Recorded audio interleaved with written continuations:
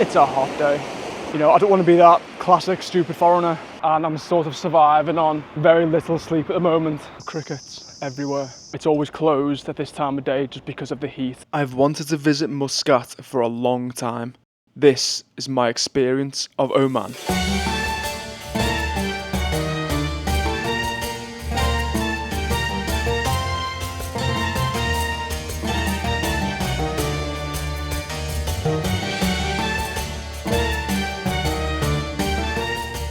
Welcome to the capital city of Oman, Muscat. Now, I've only just arrived and I'm sort of surviving on very little sleep at the moment, but I'm just getting my bearings today, just walking around, see what I can see. The weather is unbelievable. As you can imagine, it's very, very hot. It's not too humid, it's just real desert heat. So it's sun all day. And like with other countries in this region, you get amazing beaches, you get mountains, and also of course, lots of desert. It's a very dry area. And even when the plane was landing and we were going over different parts of Oman to get to Muscat, you just see like arid land, just brown everywhere. So it's incredibly dry, very hot. But I'm looking forward to exploring and seeing what the country's like, and in particular, see what this city's like.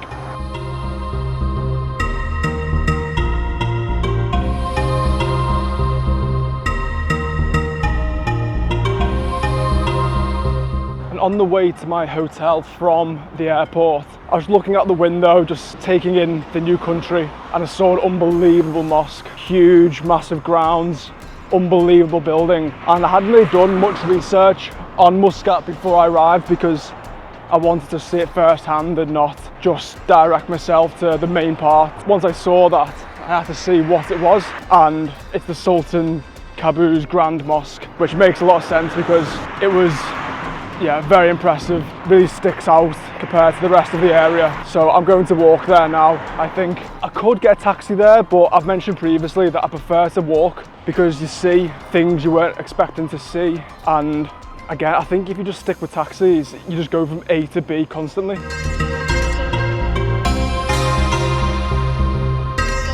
Just start to see the mosque over the top of that building over there, that dome and the tall part. Apparently you can see it from all parts of Muscat.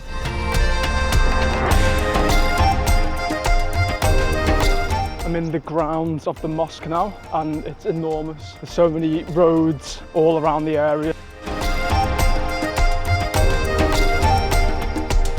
Just had a nice conversation with a taxi driver. He said he saw me walking quite far down. I just stopped to see how I was, but he wasn't asking for business, he was just saying, you know, to be careful in the heat and it's better to walk around at night time. But it's nice having them sort of conversations without feeling like it's fake and false and all they want is to get some money, like I've seen in other places. So it's quite nice, considering I've only been here for a couple of hours. That's the first time I've had somebody talking to me, and it was a good experience. So far so good for Oman, lovely people. This is Sultan Qaboos Grand Mosque, built in 2001 under the instruction of the then Sultan Qaboos bin Saeed Al Saeed. So I've arrived at the mosque and it's absolutely pristine, as you can imagine, because it's for the Sultan, but the whole area is unbelievably clean. Even with the temperatures and the sun being so strong, you've got all of the bushes surrounding the grounds, which are bright pink and white. The grass below me is a tiny bit dry, but can't have everything. It will be watered constantly because, again, it's so hot. But you can go inside the mosque, but only between the hours of 8 and 11 in the morning, and then it's just shut for the rest of the day. But there's plenty to see from the outside. I didn't know that until I arrived, so I was planning on going inside, but there's still plenty to see here. And again, it's a huge area, so you can walk all around the outside. Definitely the best mosque I've ever seen, and I've seen quite a few now, in different parts of the world, but it's definitely the most impressive. Sultan Qaboos' influence on Oman was huge, as he brought them into a huge period of modernisation, ended slavery, and raised living standards during a nearly 50-year reign. It's a very quiet area, because I think at the moment it's only people who are Muslim and praying are allowed actually inside. And again, you've got those opening hours for tourists between 8 and 11. But in a way, it's nice being here when it's so quiet because you can just sort of take it in a bit more and see it how it should be, rather than filled with tourists. But in all honesty, I'm not quite sure how many tourists will be around at this time of the year anyway. Muscat is right on the edge of the ocean, so I'm going to head over to that side now rather than getting towards the mountains, which is the way I'm going this very second. Can I go this way? No. Okay, keep going. Yeah, I know there obviously are beaches around, but I don't know if there's any, near to the mosque. But as long as I can see something to do with the water, I'm happy.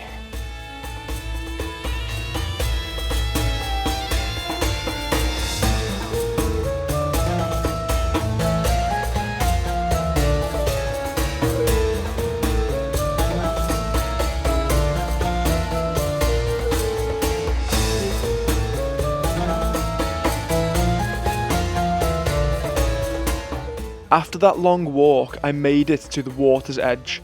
It felt good being by the sea during the intense heat before I headed back to my hotel for a well-earned rest.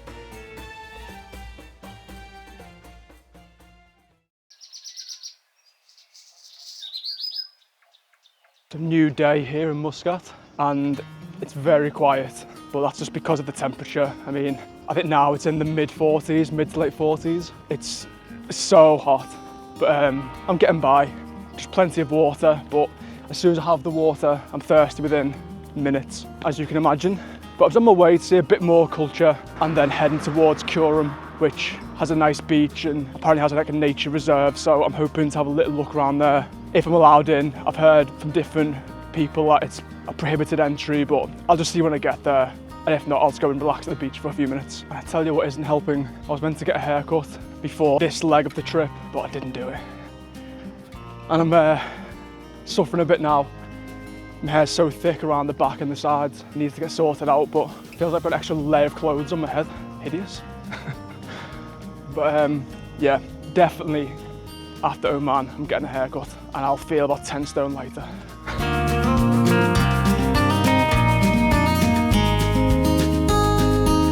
Such a loud sound of crickets everywhere. But yeah, this is probably a day where I would concede that it's probably more sensible just to get taxis everywhere, because yeah, I think yesterday I walked about 11 miles, which it's probably too far really for that heat. But today it's just stepped up a whole new level. I'm like the only person around because I think everyone else has got a bit more sense. But I'm trying to stick to my guns, keep going, just plenty of water and just take everything in, because I'm just drenched in sweat as well. I'm blinded half the time because the sweat's going to my eyes.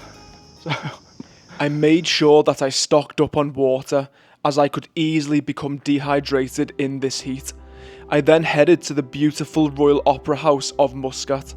It's located on Sultan Qaboos Street, which again shows the influence of the former Sultan. After a good look around, I tried to find a way to cool myself down in the intense summer heat.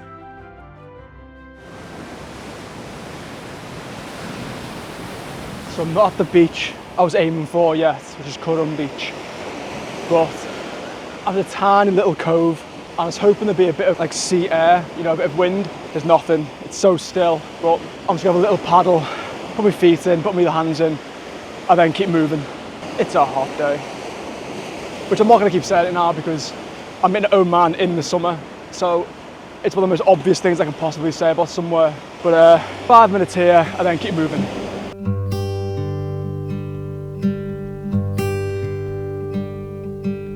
I've managed to get to the Qurum Nature Reserve and it has this open gate which I'm guessing I'm allowed in.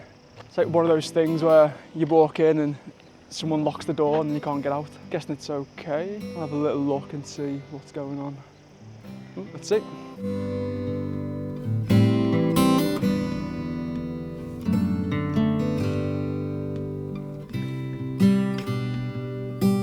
Just behind me, it's a protected wetland, like internationally protected, so there's endangered birds and other animals inside there, so I'm not going to go in and mess around because it's obviously an important place. But already, just by being around there, I could see lots of different birds. Obviously I can't work out what they are, and it's good that there is a wetland area for them because, geez, it's so hot, as I keep mentioning. It's ridiculous how much I mention it, but it hasn't completely dried out. I assume that this time of year especially, it's slightly smaller than other parts of the year, but there's still plenty for them to survive and get by. So it's nice that they have it.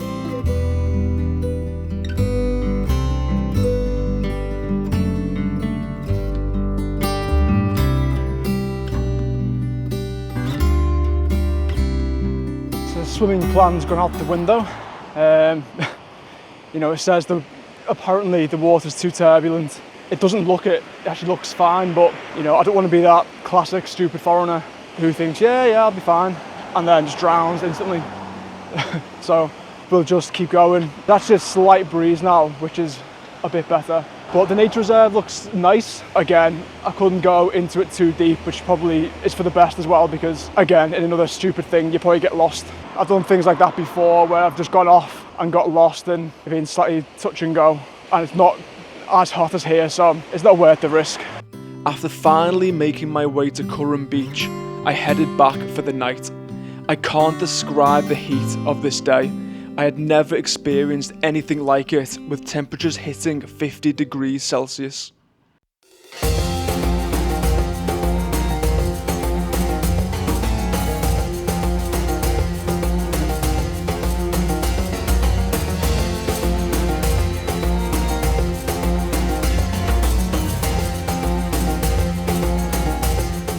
In a different part of Muscat today. I'm in Old Muscat, which is very near to Muttrah, which I'll be heading to a bit later on. Already you can see there's a lot more forts, medieval part of the city. So it's a nice change from where I've been the last few days, but everywhere's so tidy, it's so clean, it's pristine everywhere.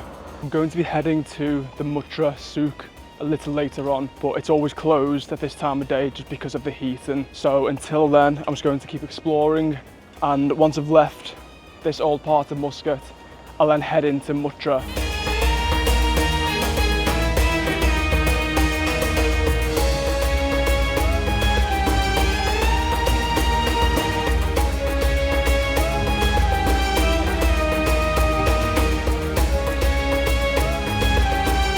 You can see how effective these forts will have been many years ago, because the city is completely surrounded by these huge mountains, and you have the fort bases on each of them in this area, so many years ago it will have been really effective.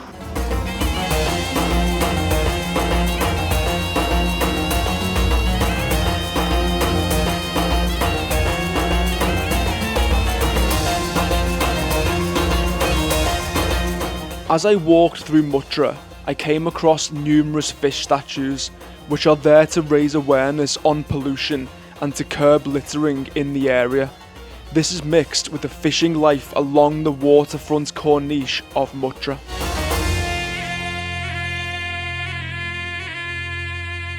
I've made it to the Muttrah corniche, and it's a very popular area because right by the ocean. There's plenty of restaurants and shops around, and it's also where the Muttrah souk is, which I'm still a little bit early.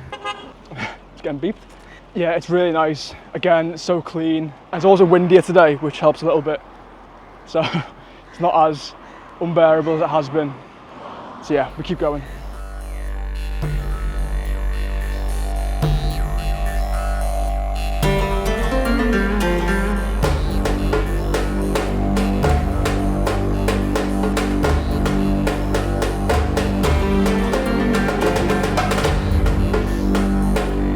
It was time for me to look around the Muttrah souk. I came as soon as it opened, and it was very quiet. As the sun goes down in Oman, everyone comes out, and that is when this souk comes to life.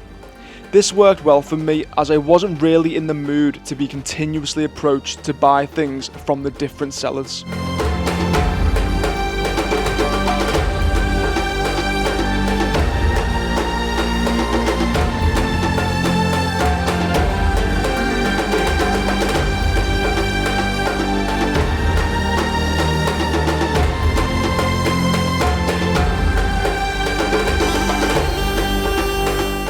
After seeing the impact Sultan Qaboos bin Saeed Al Saeed has had on this great country, I couldn't leave without completing my own portrait of the former Sultan.